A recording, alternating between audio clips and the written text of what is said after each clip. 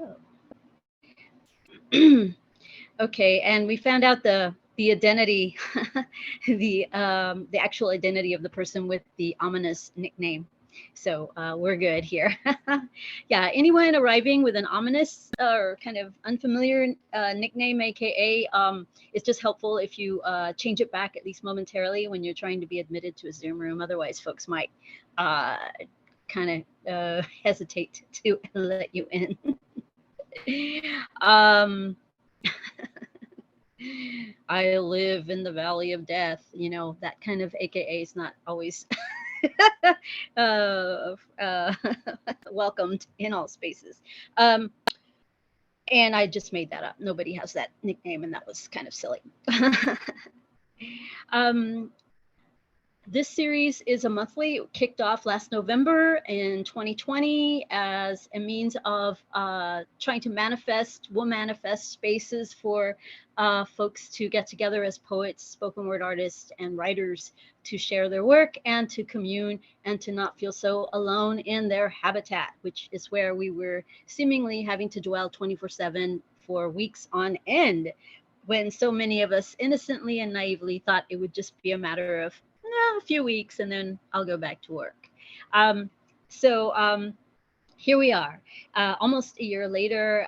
The series has been moving forward quite splendidly with no lack of poets to present and feature. My game is that I try to host a featured poet who has just recently released a book of poetry. And recently can mean months ago. Maybe it was released last year, but there was no opportunity to tour the book or celebrate it with a public release in person. So I offer opportunities for folks to do that virtually here. Um, and then there are invited poets who are also folks that I know from around the country, because it is important to me to try to connect the Fort Worth and Dallas and mid-cities, North Texas in general, poets that I know with folks I have met or know through the work that I do or have done over the decades, so that we can feel a sense of a larger community in terms of, I may not get to drive to Portland, but I can see you here. Or I may not be able to go to Canada because, nobody wants Americans right now if we're not careful about COVID. And I don't blame those countries, actually. Then maybe they can visit us virtually. As Frida Worden is doing tonight. Hello and welcome, Frida. Um, One of my mentors, actually.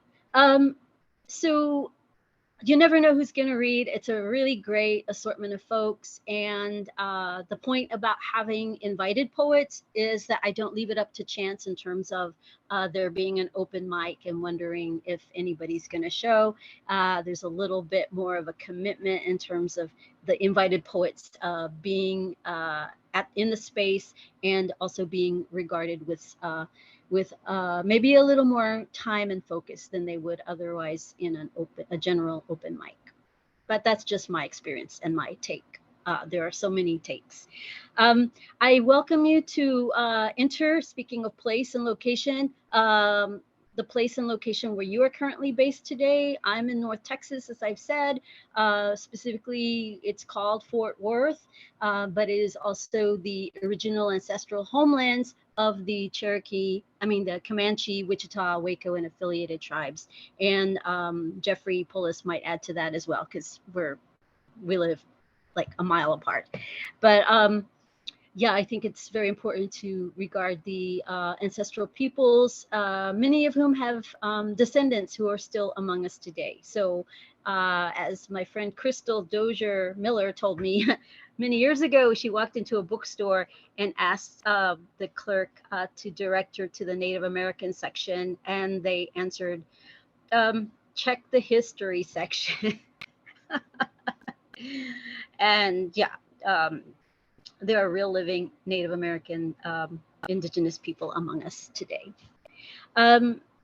So looks like it's slowing down as far as arrivals. And thank you for being here.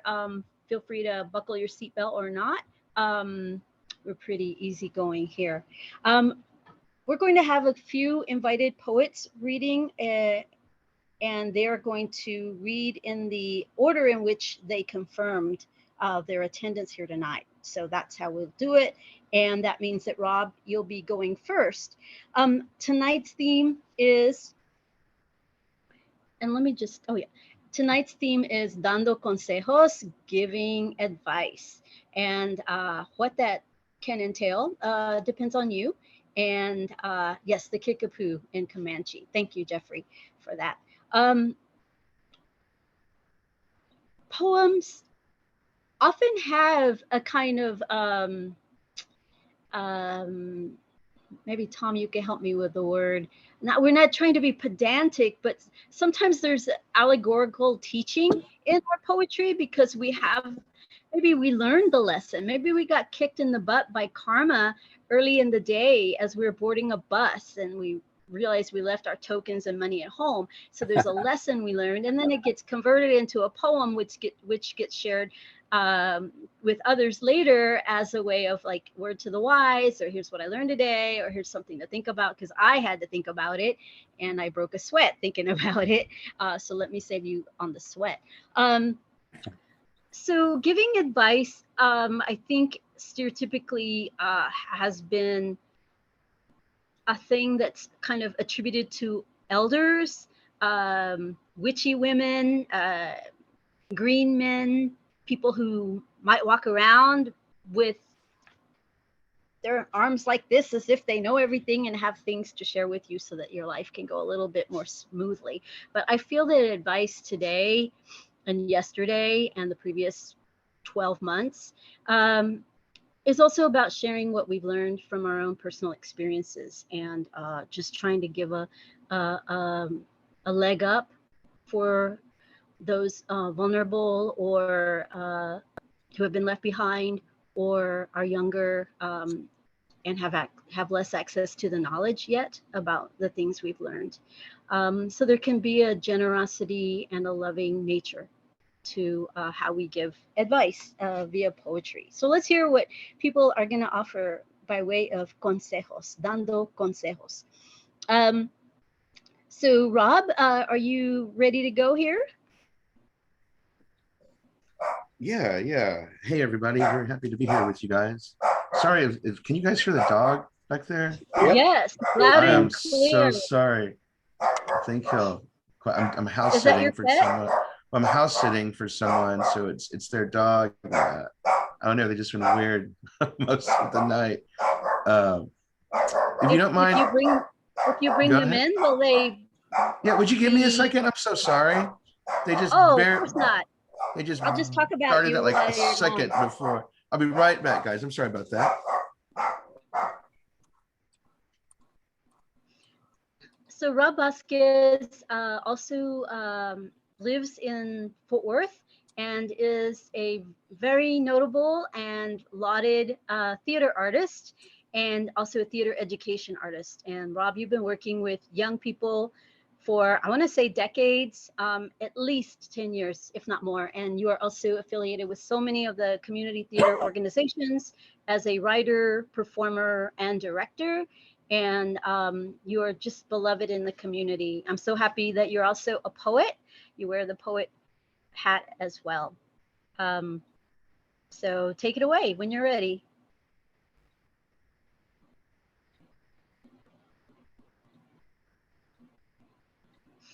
I think that he took the dog out. Who took the dog out? Don't hurt him, Tom. No. Dog's innocent. Just a dog, man.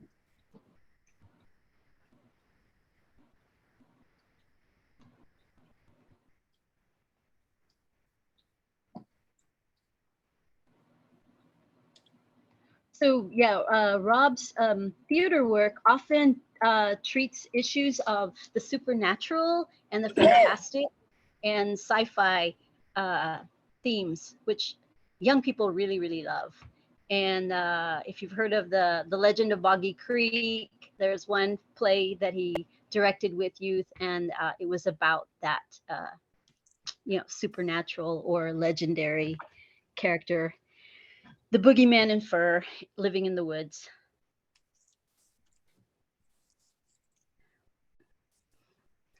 I hope he's not having to chase that dog around the block.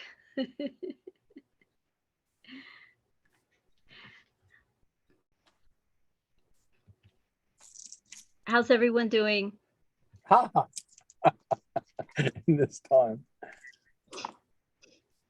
I guess take some time to secure your own pets while we're here.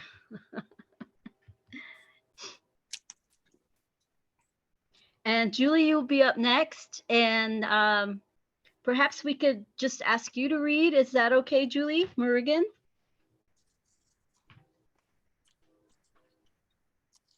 She's muted. Muted. Hello, Julie. You're muted. I'm muted. I was muted. I was just talking. Okay. Would you like me to introduce myself before I read my poem? Yeah, sure. Okay. Julie's based in Dallas, and Yes. I could say a little bit more, but yeah, please go ahead. Thank you, Oh, okay. Julie. Rob is Welcome. back now. Rob is back now. Do you want to go back to him? Rob, do you need a minute? Having I- chased the dog around the country? I think I got it. I'm sorry, guys. I apologize for that. Let's see if I can make it through. I'm sorry, was someone reading? I didn't mean to interrupt. No. Oh, I had asked Julie to go ahead and start, but since you're back, go for it, Rob. oh, okay. Get your breath and just get going when you're ready. And apologies, Okay. everyone. And thanks for inviting me to be a part of this.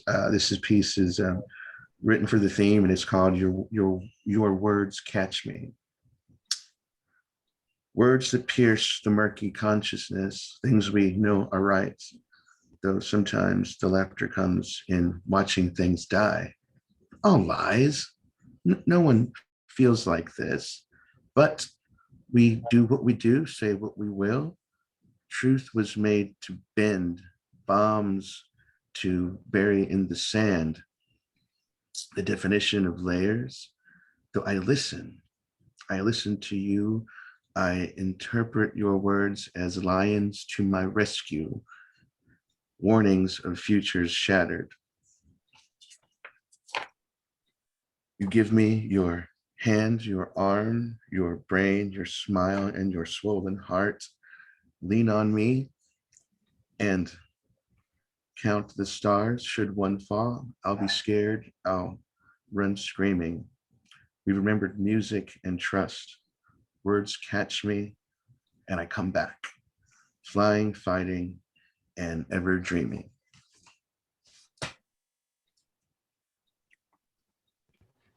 Nice. That's that's a little piece I wrote in honor of tonight. And I have one more to read if that's okay. This one's called Summer 1980, and it's sort of about the past looking at the future, looking at the future, looking at the past, I guess, if that makes sense. And it's called Summer 1980. Within minds, room for things bending, the horror of others coveting things, sleeping with divine blades and homemade Chinese stars, swearing secrets of deafening time, the defeated, be fallen before a future glimpsed so sweetly in youth. The children of the future offered another chance. Betrayals milked the savage deals, hunted within itself.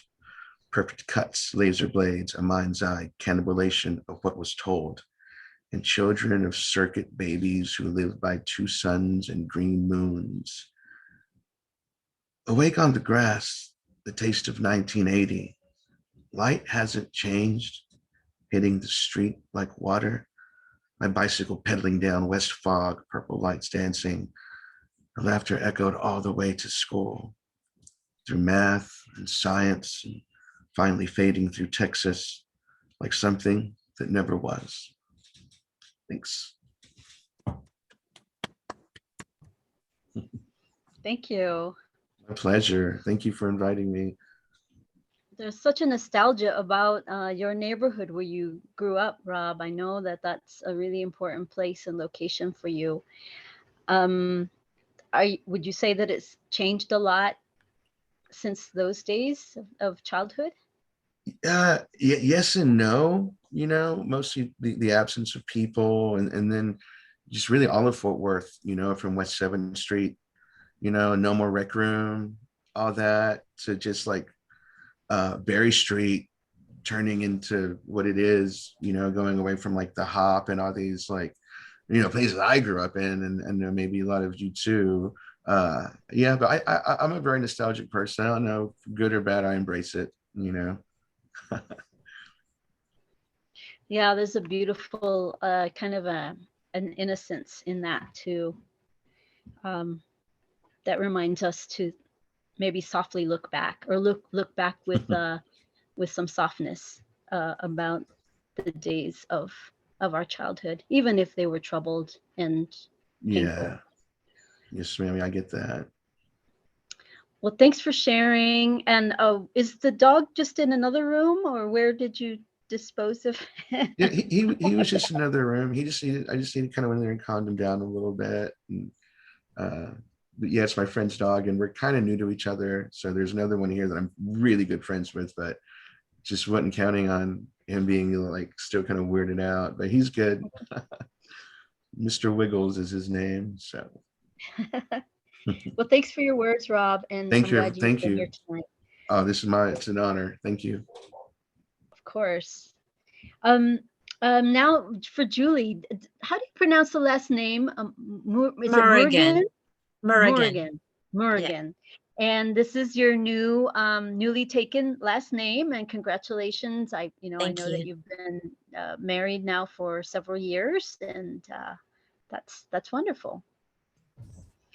Yes, and I wrote this before that, this poem I'm about to read, which is more about advice being given than anything else. I am in my 60s, and I have a friend, another teacher friend. I teach middle school, and we talk a lot, especially about the indoctrination that our mothers gave us, a lot of which was to be pleasing, to change ourselves to suit other people. And I guess I was channeling some of that. I actually wrote this poem for another event that Tammy invited me to, which was a 10,000 poets celebration that I came to.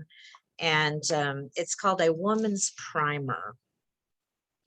Some people say when you learn your ABCs, everything thereafter is really just a breeze.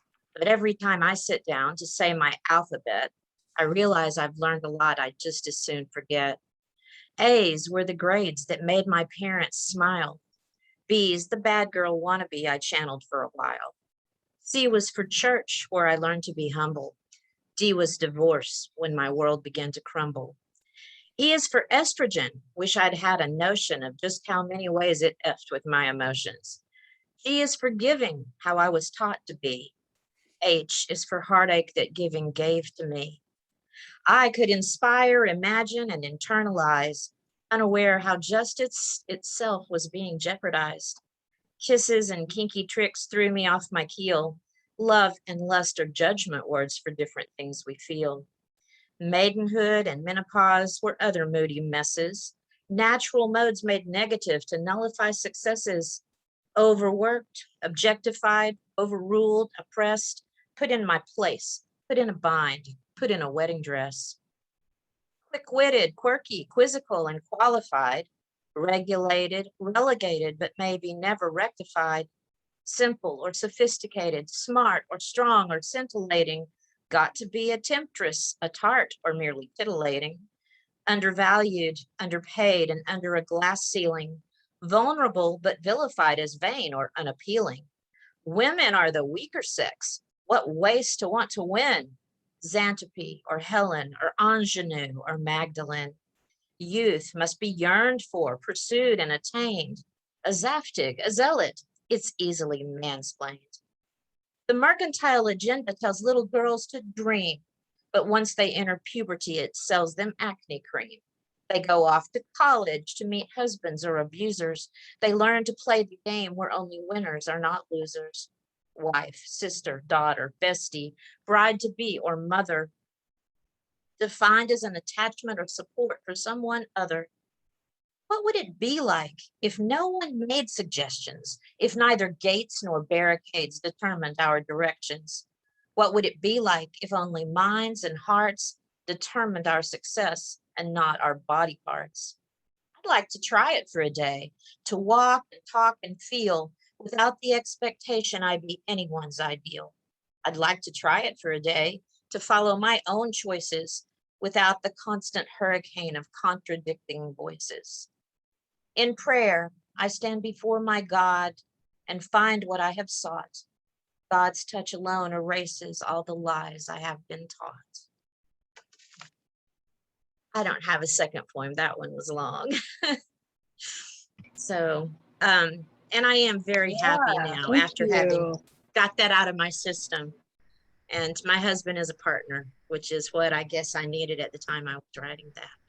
So I thank you for this opportunity to participate. You caught me at a really good time in between progress reports and parent teacher conferences. So I could be part of it. Thank you. Oh, wow. True pleasure. It's great to hear that one again. And yeah, please keep writing. Are you writing? Do you make time to write, Olivia? I am not a lot right now. I find a lot of things are changed. And another teacher left my school and I had to change my teaching assignment. I've been teaching 5th grade for 21 years and now I'm teaching 8th grade. And I love it, but it's a big change. And so I spend a lot of time adjusting to that new thing. So I know you're very committed to teaching. yes, So I love that's it. great.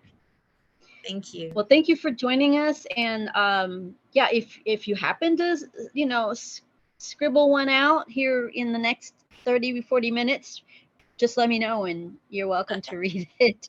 Okay, thank you. You never know.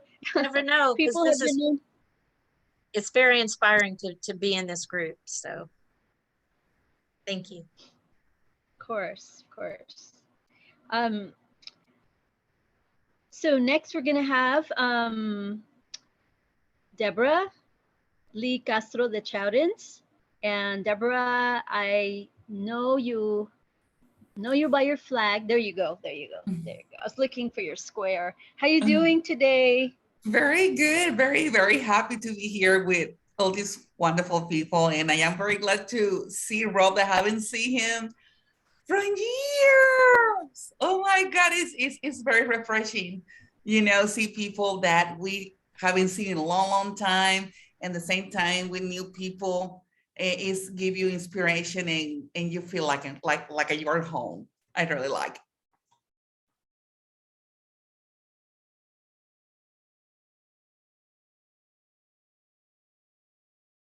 I cannot hear you. That's because I muted myself. Okay. Yeah. Do you have a few pieces to share with us, ahorita? Sí, tengo. Okay. This is Lee. Please welcome her. Let me see if I can do this right, because the last time I did it all wrong. Let me see if I need to put like a share screen and then you can see me better.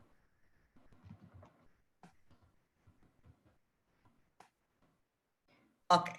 I don't know how to do this, but I go. Oh, you want to share screen? Okay. Uh-huh. Ahorita, let me give you permission. Okay, try now.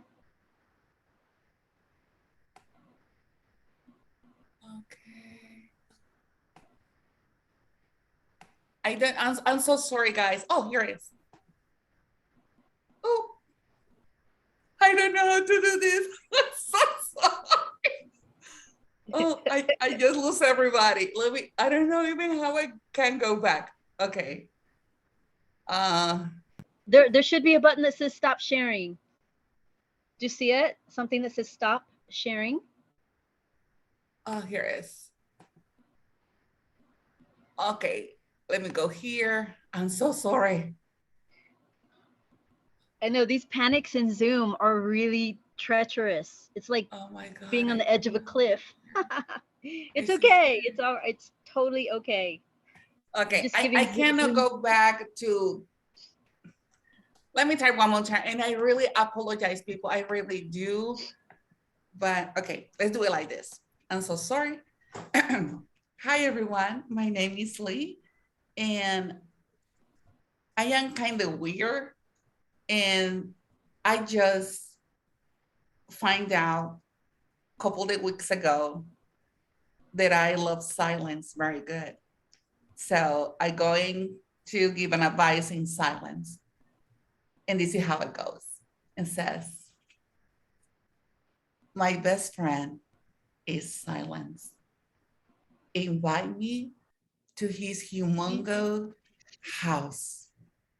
So big, so spacious, I get lost. His walls are so tall and colorful like a lollipop. And I love to lick the whole tall walls because my soul get nurtured with peace, with love and understanding. Confusion, doubts, pain, and decision has to wait for me to stop hanging out with silence. They know that after I get out that big humongous house, some of them cannot go more with me. Some of them know is the end of the trail. My left ankle is like a compass, like a brújula. It made me feel the boiling of the core of my path. Give me and guide me the fresh peace waters that my mind and my spirit needs. Silent is when I play. Silent is the one that talks to me. Silent just dress me with patience and let me wear my reality shoes that are going to help me go to the places that I need to go to. That was silence. Okay. Yeah, I you. almost hate to clap. I'm so sorry. But silence is nice, but we are in Zoom, so we have to keep talking. Sure. No. Oh, I don't know how people do that. This is what I wanted to do, but I cannot do it. And you want me to read my second piece or? Yes. Okay. My second piece is something that I am a little ashamed of, but it's the truth. So I'm going to give it to you. Say, laziness weighed me down so heavily that covered me with rust. Make myself so difficult to stand. I see my friends and people that love and admire going to places that my heart filled with their accomplishment with happiness. And I get those happiness like a little trophies and I put it behind mine to help myself to standing up. But that was not enough. Like that, I have to carry myself and sometimes I can't. Laziness has covered me and has covered the majority of my dreams. Laziness is my soul disease. That the only way to heal is doing more, be present, be there. But it's something so appealing to laziness. In that false ego, I may be a little thought that I just a little good, that my roastiness say that is enough. I know that it's not enough. I need to heal for this laziness. I need to scrap all this rust. I need to stand, forgive my own. That's it. Thank you so much.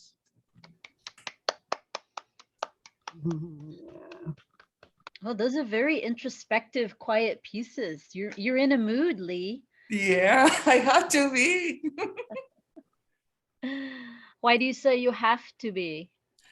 Because I honestly wanted to do this, but it's something about laziness, about I wanted to do this and then I don't want to do it. It's like a fight that I need, honestly, I need to defeat, because I hear people poetry and everything, and honestly, they always have a word, or they always have something that really resonates with me, and I like that. And I know that I have this that they have, but I want to do it periodically. I want to sit down and develop and be honest with myself. I am 8 hours in a cubicle that really has killed me softly for 8 hours, and I cannot take it anymore. So I need to do more poetry. I need to get out to this. It's a safe place because pay my bills, but it's getting my soul so tiny. It's like I getting rust. It's like I am covered with dust. I see people doing things and I get behind. I don't know if it's laziness, or I don't know if I don't know how I can do it better, but I really I wanna to do something creatively.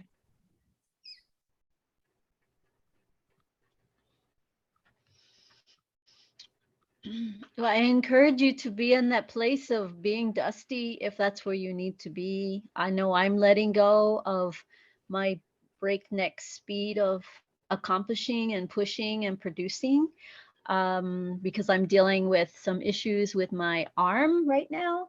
And I don't know exactly what it is. Some friends say it's bursitis, or maybe it's frozen shoulder.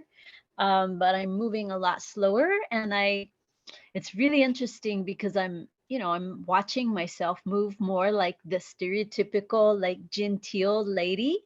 I have to contemplate a door before I reach for the handle to make sure that I'm strong enough to open it.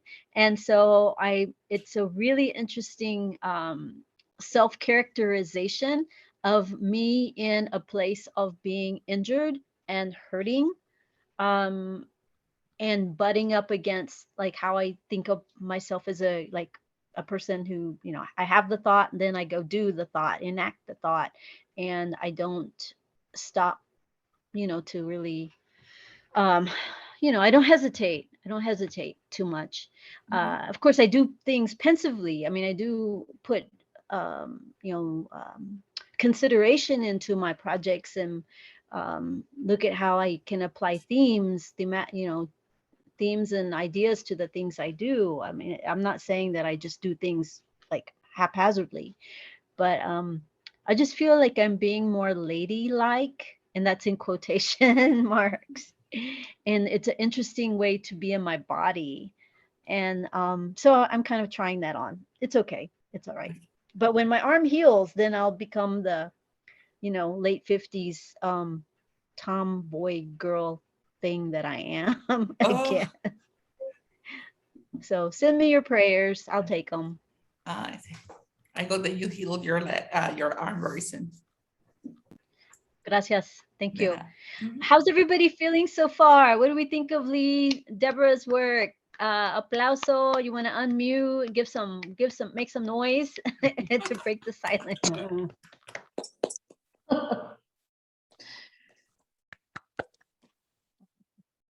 Now, if there was a place I could think of I am thinking of a place that I wish could be very silent, and I'll tell you what it is in a moment. But I'm going to invite everyone to type in the chat right now a place that you think deserves or needs some silence. Let's see what you have to share about that.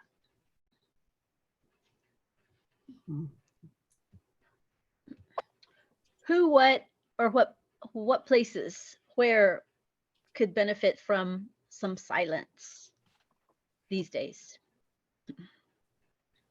I like the silence when it's all dark and I just close my eyes and I get lost in my mind and I go, I know I see colors and I like that piece so warm. It's like somebody is waiting for me.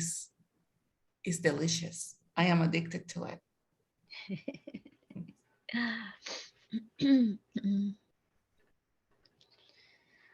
I cannot wait for that period of time, and it's weeks, and maybe it might stretch to 2 months, and it's a period of time when my AC units can be turned off, but before the time when I need to put the portable space heaters on.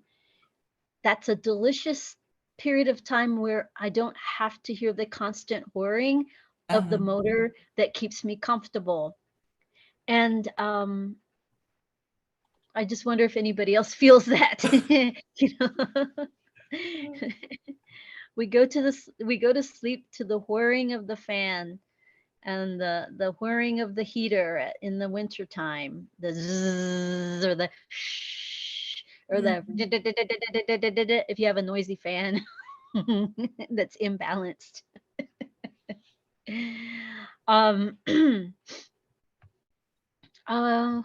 I'm sorry, I need to message somebody real fast, but yeah, keep typing in the chat. I'm loving what I'm reading so far.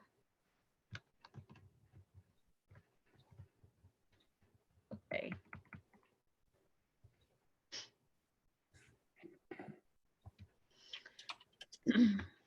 Oh yeah, the hum of the fan can actually be comforting.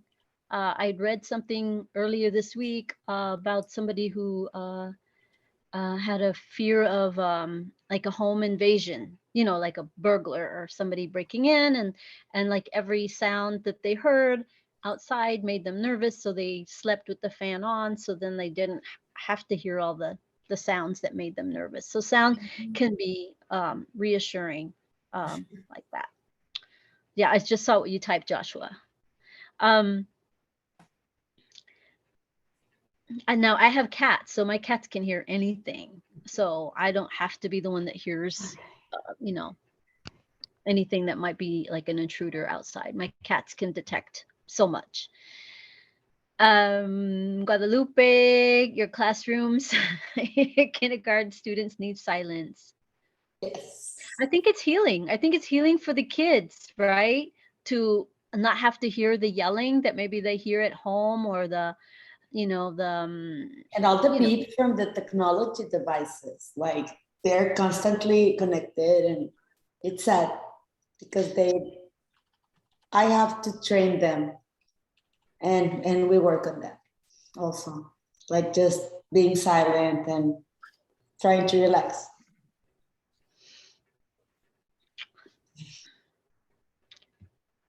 and just feel each other's presence, you know, without words. I think that's a beautiful thing.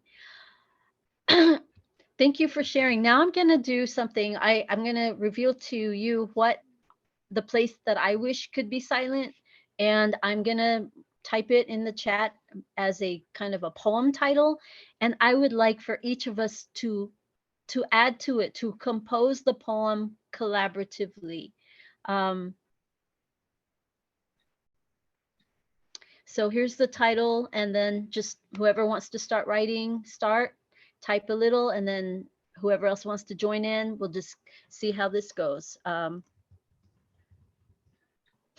And here's the title.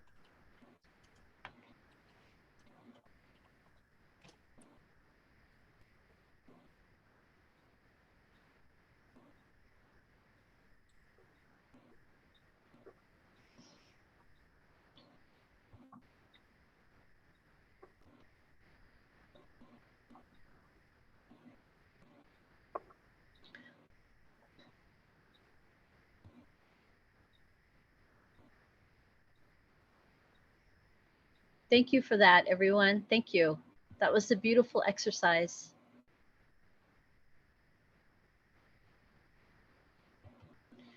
And I'm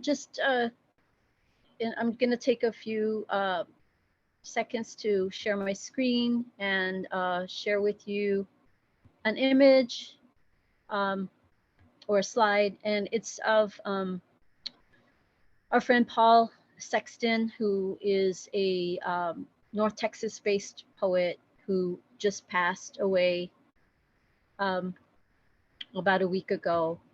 And many of us had worked with him, interacted with him, attended open mics in person with him. I had known Paul for over 10 years since I moved back to North Texas in the early 2000s. And he was very committed to the open mic scenes, and he felt it was an important place for people to share their work, their unedited, fresh out of the binder work. And he had just started hosting a new open mic about 2 or 3 days before he passed away. And so he had all this energy and hope for creating community again through poetry and open mics in North Texas. He leaves behind 3 children ranging in age from about 17 to 22 years of age, 2 sons and 1 daughter. And his parents live in the area, so they also are grieving. And we too are sharing our deep thoughts and memories about Paul here in recent days. And there will be a special memorial open mic in his name and honor. I believe it's on October 2nd. And I'll be emailing people about that if they're interested. And that'll be here in person in Arlington, Texas. So here's to you, Paul. Poetry will continue, and in your memory, we will keep doing the thing. Sending you lots of love to family and all. So next up, I want to introduce our featured poet. Unless anybody's needing a break. Do you feel like y'all need a break, or can we just keep moving through? We're going to keep moving through, I think. I see a few folks shaking their head. Let's just go for it. I'm really excited that Joe Reyes has agreed to be a featured poet. I know that they're very, very busy now, having just recently started grad school in the Rio Grande Valley. And maybe, Joe, you can tell us a little bit about that experience. I'm going to read a little bit from your bio so that others who haven't had a chance to read it can know who you are. Joe Reyes Boitel, she, they, is a poet, essayist, and playwright.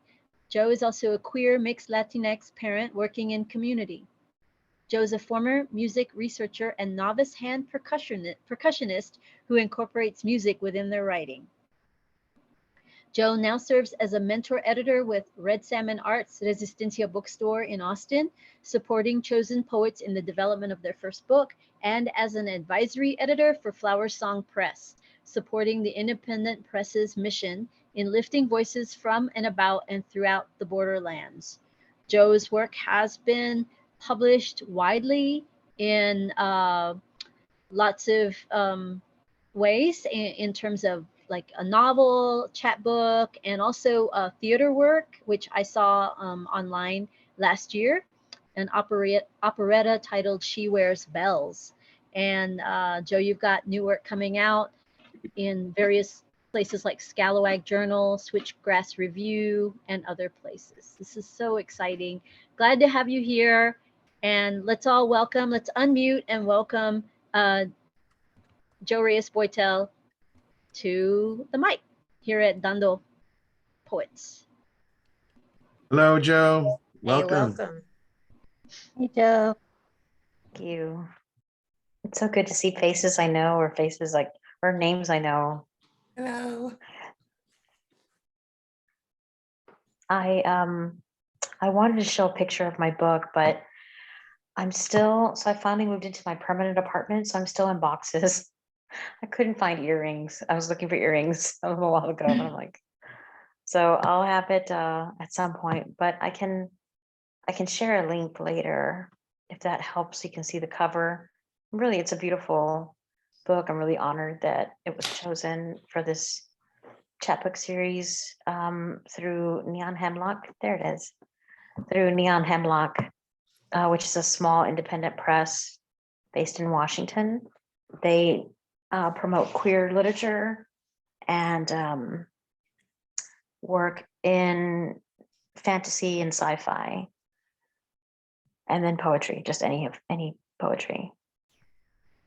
I want to read a few pieces from there. I forgot to ask you, Tammy, how long I have, so I won't take too long, but let me read a few pieces from that new one. Well, if I can just say, yeah, I really believe that poets who are not novices have a really great sense of when enough is enough.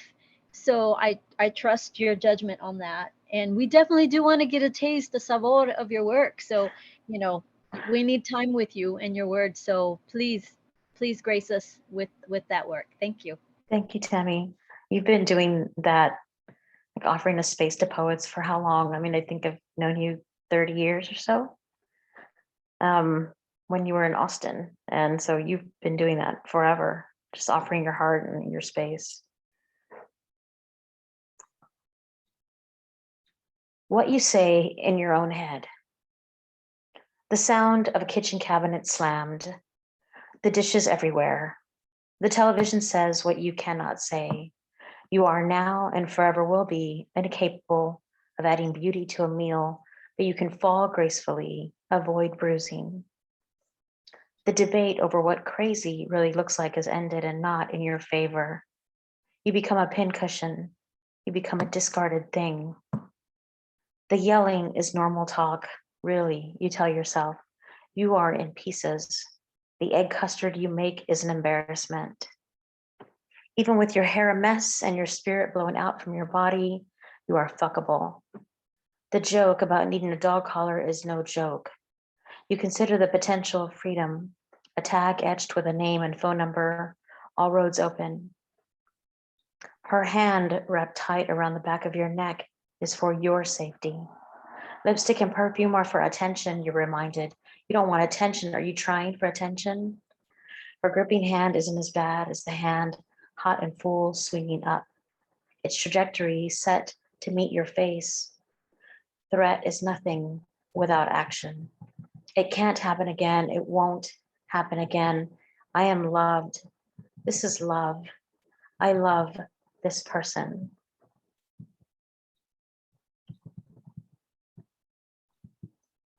So the beauty of the chapbook is that it's a small kind of image. So I wanted to take kind of this trajectory of, coming from hurt, like not just like ancestral or historical hurt, but this immediate hurt, and find freedom again and find joy again. So the chapbook takes you through some of these early kind of reminders into, I guess, a struggle for trying to create a space for the self and the things that don't always allow you to be free. And here's a moment like that. This reminds me of a bear. This reminds me of a bear at a queer dance fundraiser who sent over his cub with a beer as a way toward flirting. This proposed dance partner, gay or straight or in between, who finally approached me but refused to listen when I said I don't want to dance, don't know the steps for this, need to go to the bathroom, hear my friend calling me, can you hear her? Or any other number of excuses I grasp for because as a woman, I'm not allowed to walk away from a man, any man. If I hope to, it is only with a reason that he can verify. In the interim, he holds my freedom in his hands as he considers the legitimacy of my excuse.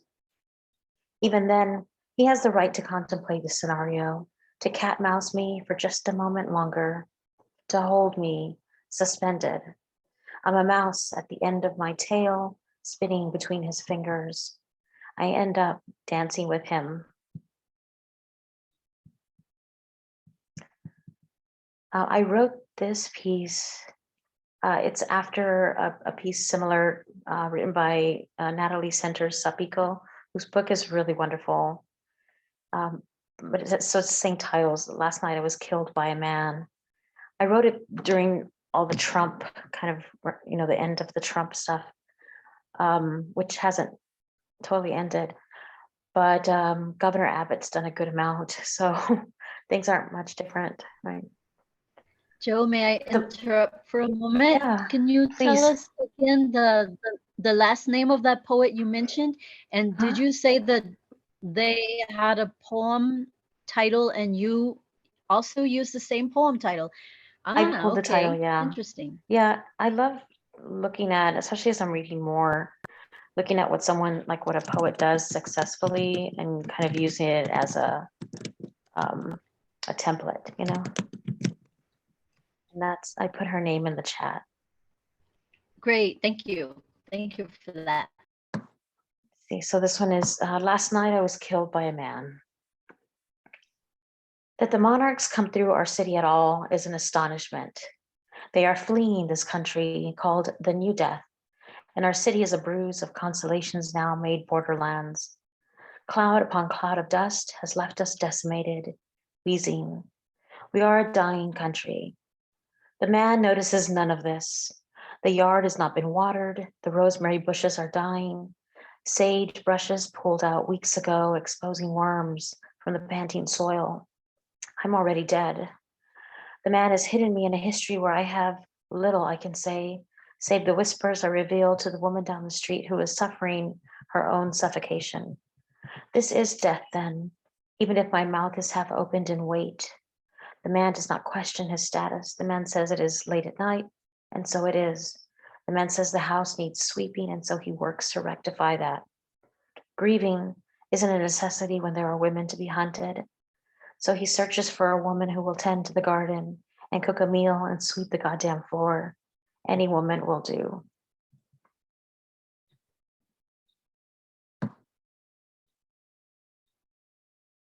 Yeah, wow. Now, are these all from this, from Mouth? These are all from These are your all new from Mouth, collection, yeah. right? Yeah. I wanna read one piece that, let me read two pieces that aren't in the book, but that are new. So I still think of them as drafts, but it's in line with what I've been writing, which is like similar to the book. So this one is called Elegy for the Inherited Body. She arrived at the terminal with a large gold lame purse. 16 and the youngest, my mother demanded the handbag under threat of informing the government official that she did not want to go to the United States. And they would listen to her, would see her as a patriot and her parents as toothless, incapable of living in the new world Castro has promised. She was powerful in that moment, she thinks now, though it was fleeting and never returned to her, not in the same way. The golden handbag, shaped like a bloated kidney and promptly discarded after arrival. She had wanted something to remind her parents she was the center of this world, even as she felt minuscule. She dared not speak during school, and PE was its own chaos. Students every day calling her a wetback, and her clothes, handouts from donation centers or gifted by distant family, only separated her more. She tried to argue even then that she arrived by plane, not by boat or handmade raft, leaving and landing on concrete. But those words didn't yet live in her mouth, and what she could say would mean even more ridicule. Maybe passage through water would have made a softer landing, a greater chance to land unscathed, to keep her body soft, allow for dreams, and avoid the burn in her mouth until taste is an impossible thing, until a scream is a blade across wet stone, glistening. There are waters between her birthplace and this new place. My mother's sisters managed a better arrival. The ocean is an impossibility. Thankfully, her home has a pool behind it, warm year-round and filled with salted water. It relaxes our spines. I sit poolside in high school, but already in the power of my body. At a distance in reclined chairs, my mother and aunt whisper about my shape, how I am heavy but with an hourglass, how that makes it easy to walk through this world, welcomed because I'm already a woman, and my life could be a cakewalk. Cubans will say their life is told in their feet, their way of arrival a foretelling, a low arch, long toes, each traveler growing into their own fortune. I point my toes into the water. My thighs are stretched flat, pressed against the pool's grainy edge. I tense my legs as straight as blade, push off and sink. I am both protected from and the casualty of shipwrecks and those without their patron saint. I let the water take me down until I cannot hear my family's voices, our women's attempts to reconcile and protect me from the world they walked into, never accounting for all the other ways I could be undone, never admitting so much struggle is inherited, ankles and elbows and shoulder blades slashing the flesh. This is inheritance. How else to undo my mother's harsh landing, but to foment my skill with half of every language, to interpret and mediate in new tones, forge them into a new thing I breathe into. Left with the weight of my grandmother's hips, carried as a talisman, I return its sway to the water, to every body of water I could ever dream of reaching. I think I'm still working on that one, but yeah, the ways we come into this world, no? That was beautiful. That was really Wow, beautiful. it's so rich. Yeah, it's sometimes, you know, those moments when you cry when you're writing, like this was one of them. And then I wrote this piece and, oh, go ahead. Oh, I'm sorry. I was just thinking about someone I read about today, a mother who was found on an island. They'd been shipwrecked, and she and her two children were found, and she didn't make it, but the children did. And I think they were from either Venezuela or Argentina. So yeah, the poem really resonated with this current news story I read.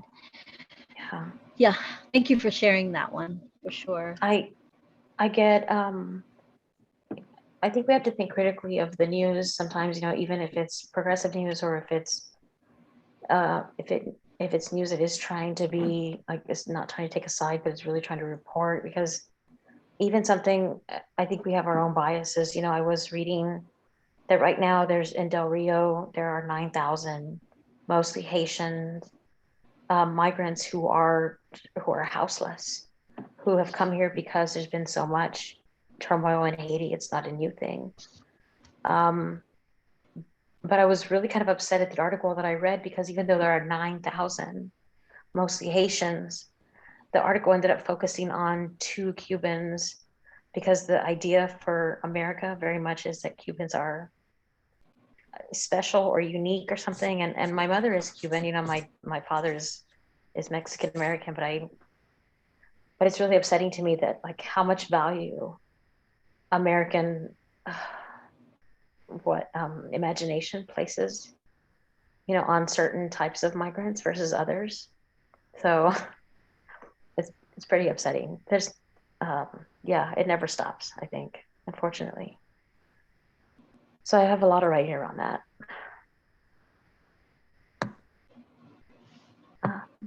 And I'll close with this last piece. I do write funny stuff sometimes, but lately it's just things are so fucked up. Like, I can't help but respond, and I've been incredibly emotional in a good way, like just feeling everything. And I think part of it is just accepting that I wanted to do this MFA program after a decade of thinking about it, and so that I've let myself kind of do what I wanted has let all this other stuff out, you know. So even if I order a coffee, I'm like crying with my coffee because I'm like, someone made this coffee for me, you know. And yeah, it's not going to go away immediately, but anyway, so I'm real sentida and I'm real chillona right now, and so here's another piece that fits right in. What we don't teach them. We don't teach them about men, not really. We don't teach them about how men can and will hurt women, especially young women. Instead, we spend our time guarding against those who dare look in passing, who slow down when a group of girls walks through after soccer practice, or who whisper as they walk by, things we already understand. We don't tell them the world is here to destroy us, turn us into obedient things to be held down. We don't teach them until they come home with their own horror. And then the walls within us fall away and we say too much. We say we are scared for them and pissed at the circumstance this world has put us under. And it takes everything to keep our voices crisp but calm. And in the quiet after, we wonder, was it denial that held us back? Do we hope that we will be seen, or was it our own fear to be made troublemaker when, look, the world is changing. See now how my own child will one day be a doctor, and she will also one early morning miss her ride home and be stuck sitting outside a bar after closing, and with a man who sits 6 feet away but calls to her sweet, like she's a kitten, and tells her she's pretty.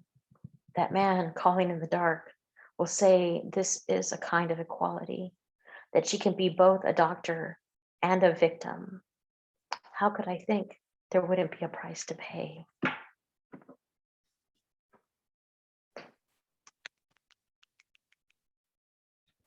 Joe, that's beautiful. And that actually reminds me, I was having a conversation with my new cleaning lady, and she was telling me how her daughter was shot 16 times in the chest while she was holding her 2 newborn babies.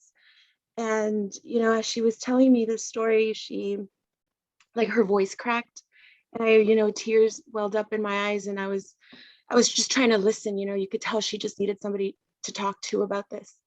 And that was one of the things that she mentioned. She was like, I wish I had talked to my daughter more about violence against women and about controlling men. And I wish I had given her more advice. But she's like, but it's too late now because my daughter is gone, and so now she's raising her 2 twin grandchildren.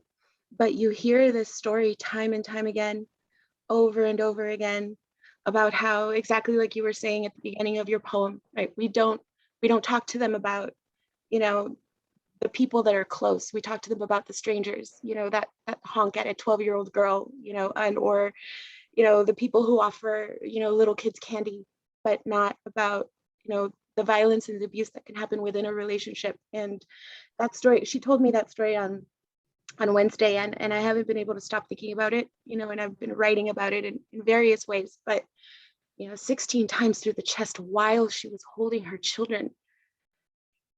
What do you do in a world like that? What do you do? So thank you for that poem. It was beautiful. It's good to see your face. I hadn't seen you in a while. Thank you. Yeah, thanks for I've been being in here. hiding. No, that's okay. You can be in hiding. You should be. It helps. Thank you, Joe. Thank you. I actually have to go, but it was a pleasure listening to you, and I'll be purchasing your chapbook, and we'll keep in contact. I have been wanting to have conversations with you, so thank you everyone for this space and for this time and for sharing your beautiful poetry with me. Thank you.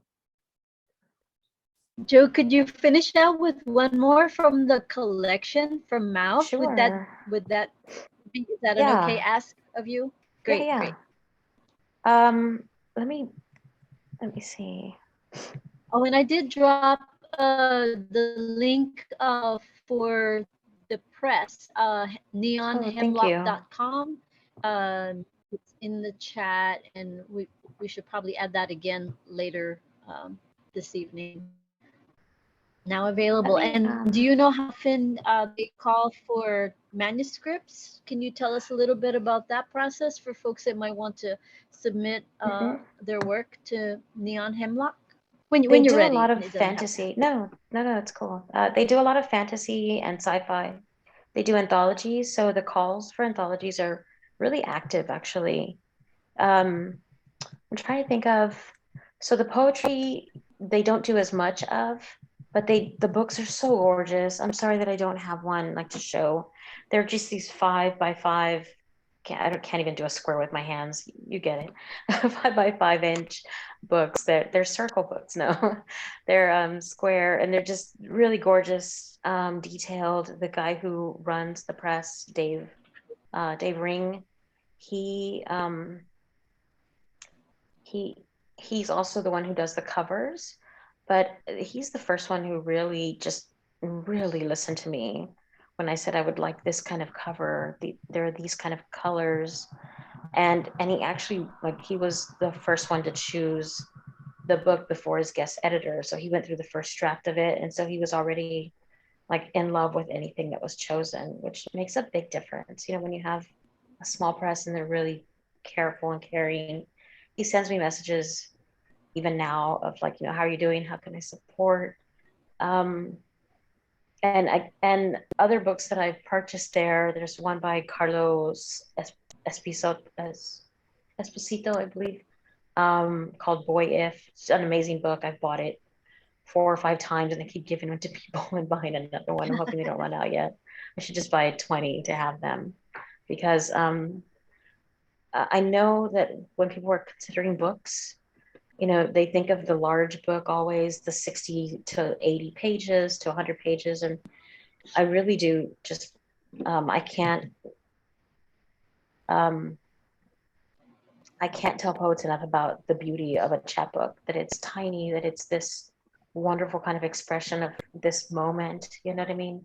That it captures like a breath that maybe is lost when you try and make something much larger. So I'm all for chapbooks all the way.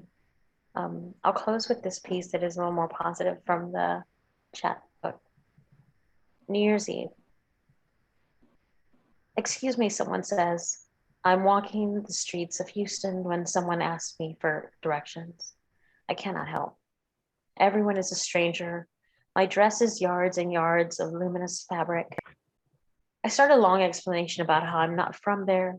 The downtown is like several downtowns on top of each other, like an archaeological event. But then I stop and say, I too am a tourist. I let my square toe heel offer its own answer. Silken waves sweep across my calves. Anticipation is a fist of slumbering fish. They nuzzle their wide noses into the warmth of my belly. Fog tumbles from the amber of street lamps, clouds the streets, moves through me. The moon glows against each particle. Venus hides in the horizon.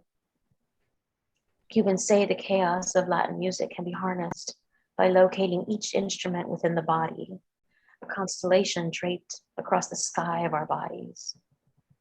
The protest in me falls away. My feet tumble into a mumble, and I think I might kiss the next person who looks at me. The only root are my shoes grating against the cement walkway. It's shuffle, a ruckus on this endless street. Wow. Wow, I love that. I could hear that to music. I could definitely hear that done to music. Maybe we'll have to work on it. But what kind of music? Yeah, what kind know. of music though? I don't know. A bolero or something with strings, viola. It was beautiful, beautiful work. Thank you. So how are they doing promotion of the book? Let's see, the book was officially released like 2 months ago? Can you in clarify May? that? Yeah, I don't even know what May. month it is. It was May or June. Yeah, it was. I know. The press is really unique because they actually offer, I don't know the name he uses, but they're supporters for the press. So you give a certain amount each year, and you end up receiving any book published in that year. And so that's a great way to support the press. It's a unique way to support the press. And I think others should, take note of that and do this similar. But it was initially supposed to be 150 copies.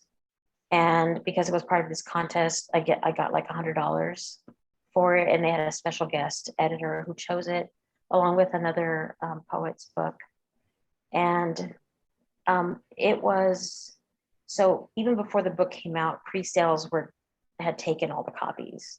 So he put me on to a second printing now, which is great. It's nice to have more, I do love the idea of the chapbook because it's very temporary. Like it goes up in smoke and I may have, I think I have 3 copies somewhere in one of these boxes. So, and I can order more, but once that second 100 is gone, he may decide that's it, you know.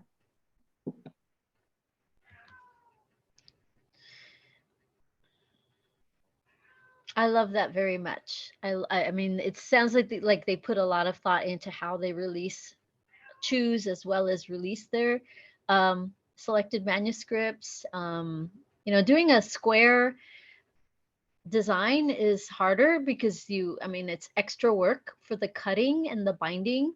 So it's a very deliberate choice because it does cost a little extra to do that size, that type of sizing. Yeah, there's some nice comments in the chat. Be sure and see them, Joe, when you have a minute.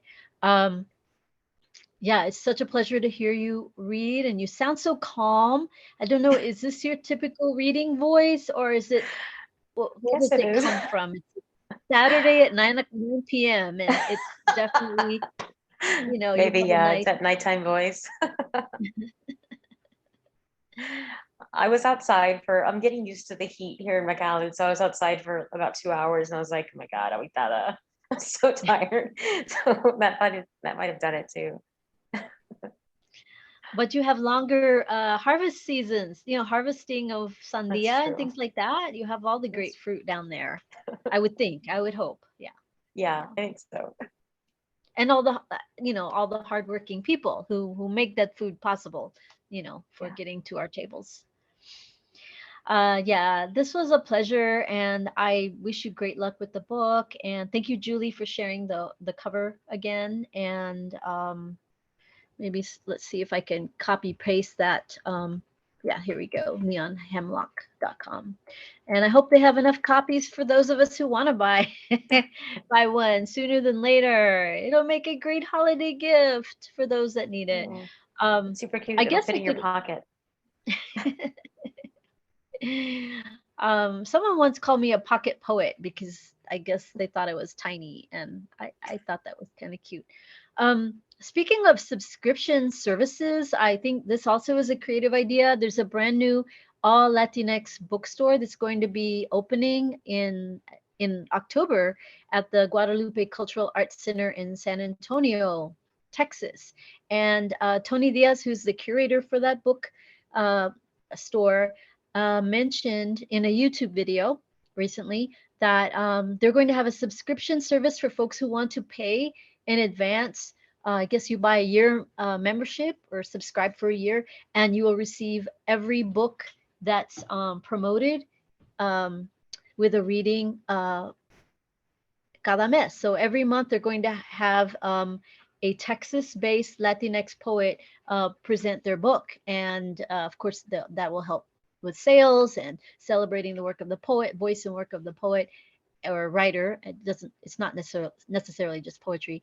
And they will bring that person the writer, into the bookstore for that event. And so folks who are involved with the subscription get a copy of every book that's promoted. So that's 12 books in 1 month. And it's a way to get the idea across that we are encouraging families to grow their own personal libraries, which is important to me to see that folks have books on the shelves and not just video games and DVDs.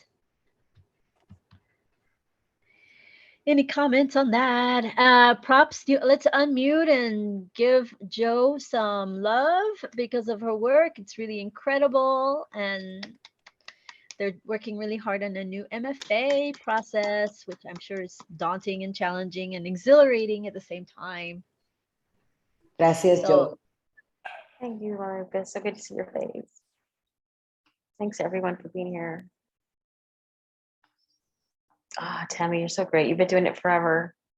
Just so much heart. I don't know. It's like you have like a backup heart behind your heart, and then you have a second heart where your stomach should be, and like a third heart. Yeah, whole heart. So if I have a cardiac arrest, it's going to be really loud and messy. You got backup though. You're good. You got backup. So like, where should we pump first? CPR, like where? Thank you for that.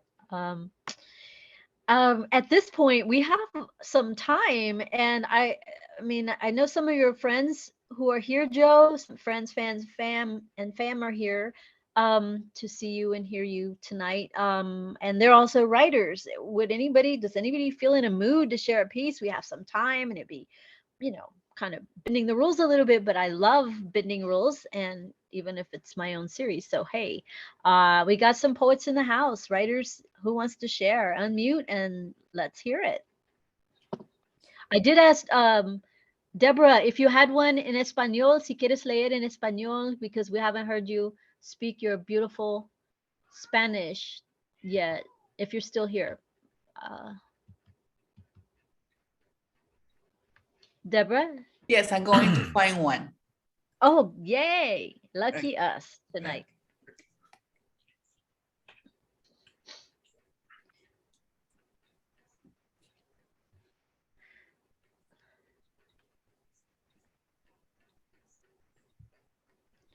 And if Rob or some of the other, Julie, if you want to put your contact information, if folks want to follow up with you about the work you read or reach out to you by email, that'd be nice for you to drop that in the chat as well, so we can stay connected.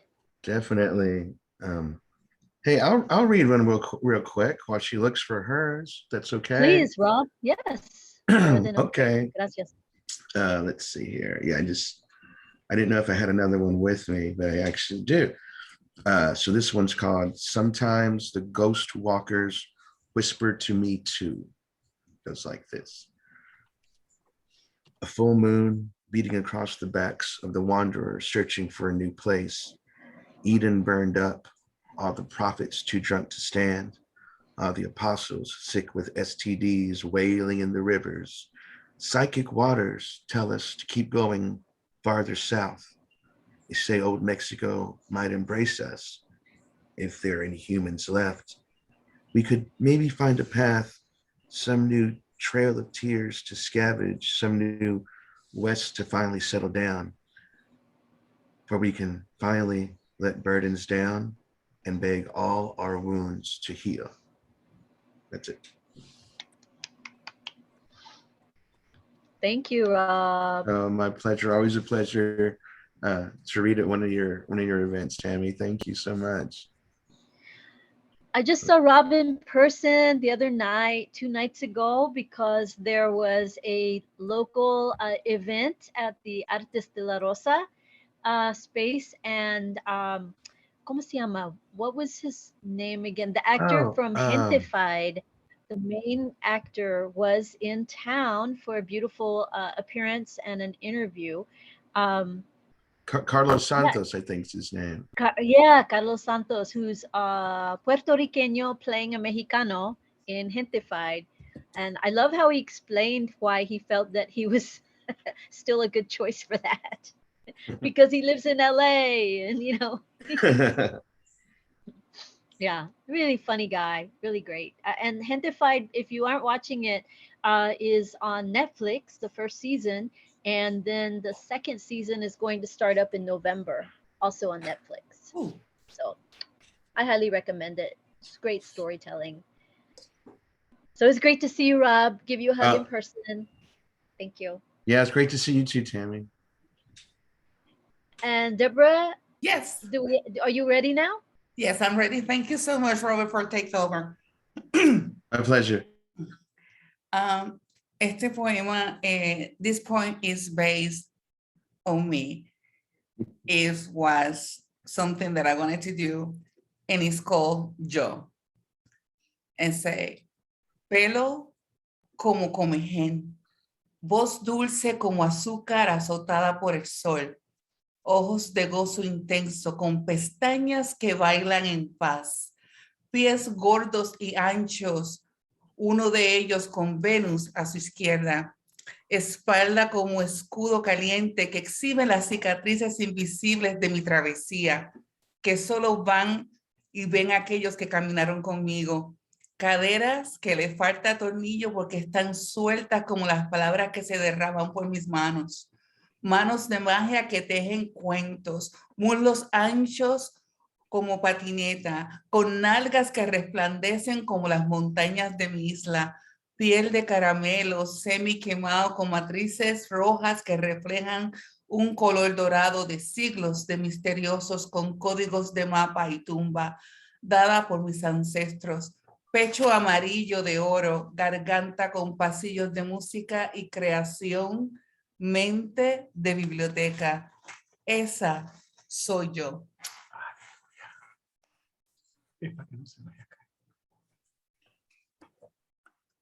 Nice. Beautiful self-portrait. I loved it. Loved Gracias, it. gracias.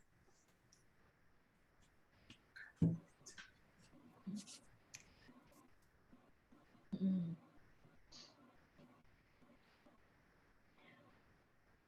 Well, I wanted to mention that one of the poets who was scheduled to read tonight, Marie Timbressa, based in Portland, I've scheduled her at least twice before, but she's often on call for her job. She does end of life work and advising, kind of in the hospice vein of things. And she's been, as you can imagine, very, very, very busy here in the last year. So she was hoping that she might join us tonight because she was a second on call. But a few minutes before we started, she said that she had a appointment set up with a family, and she felt that it was going to take her away from the reading. So just to say that I keep inviting Marie. It'll be wonderful to have her, but she's doing really important work, and my heart goes out to her for her ability to endure the pandemic and her commitment to helping people during tough phases of their experience of the pandemic right now. And I know everybody's going through it in some way, you know, and I almost was going to ask if we'd be willing to do some kind of speak out about feeling tired. I think I'm feeling very tired, and I'm tired of the heat. It's already, you know, mid-September, and I'm still running the ACs, and I have no patience for it anymore. It's like it ran out 2 weeks ago, and my patience for a couple of other things and people and administrators has also run out. Like, you know, like they're way past due to leave my life or leave their offices, let somebody else warm the seat and take up the, you know, the baton for new leadership. Which just brings me to say, let's make sure that we're registered to vote, double check that you're all, you know, on the up and up with that, with the paperwork, and encourage folks who are going to be turning 18 soon to start thinking about that, because as we know, as we were once 18 years of age at some point long ago, you know, sometimes it takes a minute to get an 18-year-old to do something. You got to introduce the idea, talk about it, remind them, put the registration application in front of them, the form in front of them, and then get it turned in. So, you know, it's months out before our next huge election, but it's not too soon to start pushing to get the paperwork in and get those voter cards completed, so we're not left out when it's time to elect new people. As far as the heat, I don't know. I hope people are feeling good where they are, and soon we'll have winter, and hopefully not another polar vortexes moment. But we went through that, so I think we can endure quite a lot. And if we can't, then the poets will write about it. And we'll remember how much we suffered and how we struggled and how we persevered and made it through. So I always appreciate how the poets can bring levity and love to the recollection of things we've been through or are surviving at this time. Any last comment? And to serve as witness, definitely, Joe. And we are good witnesses, whatever languages we speak, no matter how large the vocabulary. It's up to us to break those silences. As much as we like silence, we want to be sure that we document and witness and include our testimonies. ¿Quién más quiere hablar? Do we have another taker who wants to share something?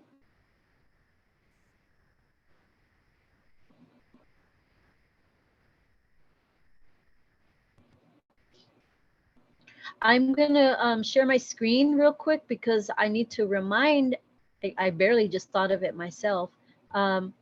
Remind us that there's going to be an amazing conference coming up in about a month, and it's not too late to register for it. And here it is, the National Latinx Writers Gathering. It's a second annual one happening October 14th through 17th. It's 4 days long, all virtual. And I'm on the programming committee. So I've been working with some amazing other writers to make sure that the content is very responsive to the needs of the moment and the needs of writers in the moment. And there's a lot of diversity in terms of who's invited, who's included, who's accepted, opportunities to present and offer workshops, etc. There'll be 7 open mics. We're going to have open mics in the morning as well as the evening times. And if you go to the website, the link is right there, or to their Instagram, you can get more details about how to register and how to be involved. Or just send me an email and I'm happy to share details as well, because it's going to be kind of event where you're like, if you didn't go, you're going to wish you went after it's over. I sat in my seat for about 16 hours last year for the first annual one, and I hardly felt it. Like my body did not get tired because I was so engaged and falling in love with all the other writers in the space. So there's that. If you have any other announcements or something that you feel we need to know before we meet up next month, the next event for Dando is the 3rd Saturday of October. Thank you, Tom. Waco WordFest coming up that same weekend, October 15th through 17th. It looks like it's in person at the Convention Center in Waco. Yes, so Dando Poets meets the 3rd Wednesday of every month, and our feature for next month is not determined yet, but in the month of November will be the 1-year anniversary of the series. So we're going to be changing the name from Dando Poets to Recordando Poets. Recordando. So we'll have new themes as we go into a new year. So I look forward to you joining us, and feel free, don't be shy, hit me up if you have a book coming out and you want to feature. Because I don't know about everything going on.